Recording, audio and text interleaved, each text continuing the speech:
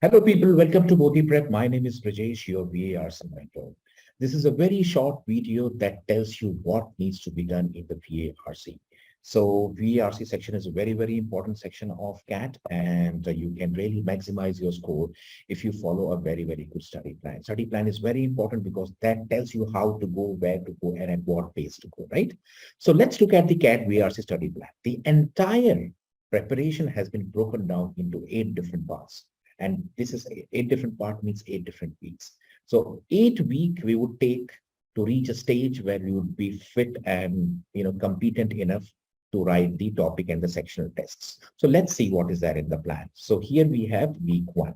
Week 1 is very, very important. Why? Because you are beginning your prep.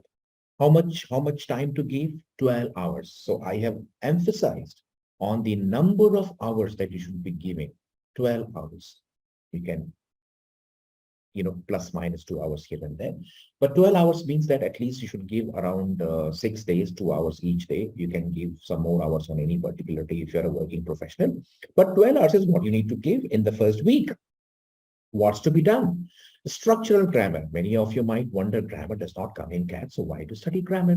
But that's not the point. You study grammar so that you become smart in parajumbles. Parajumbles is a very, very important topic because a good number of questions come from parajumbles and odd one out. So parajumbles, odd one out, para summary, and reading comprehension.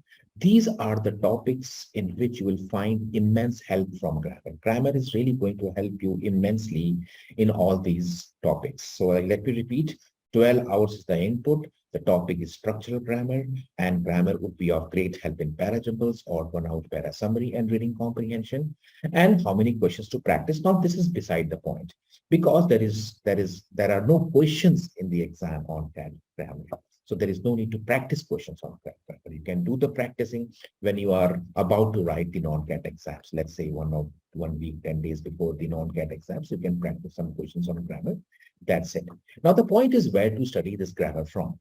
If you are a Bodhee Prep student and if you are using our course, then this is the place where you should go to study grammar. So I will just share the screen and I will show you where to study grammar from. So this is the course. This is the course that you have purchased. The colors might be different, but this is the color that we are using right now. And these are the folders. These are the folders that have different topics in them. You have to go to English grammar. This is the folder that I was talking about. So this is the grammar folder.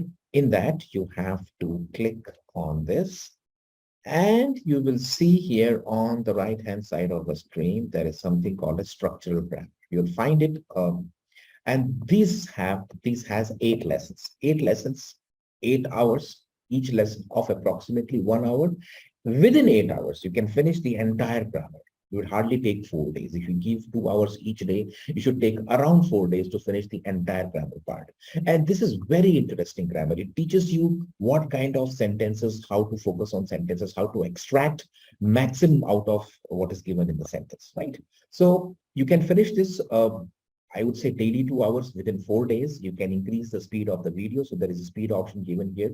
On the left-hand side corner, you can change the speed. You can make it 1.5 times and watch the video at a higher pace so that you can finish this within 3 or 4 days max, right? Once you have finished grammar, what should you do? This is very important.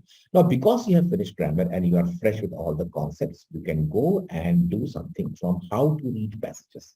Here we have demonstrated that why do people have difficulty in reading RC passages and what are some of the techniques that they can follow while reading RC passages. So we have given you some lessons like what is smart reading, how to pick the key ideas, how to read RC passages, and we have given different kinds of passages. From science, from philosophy, from sociology, and we have tried to focus on some of the key grammatical things that you should keep in mind so that you improve your reading skills.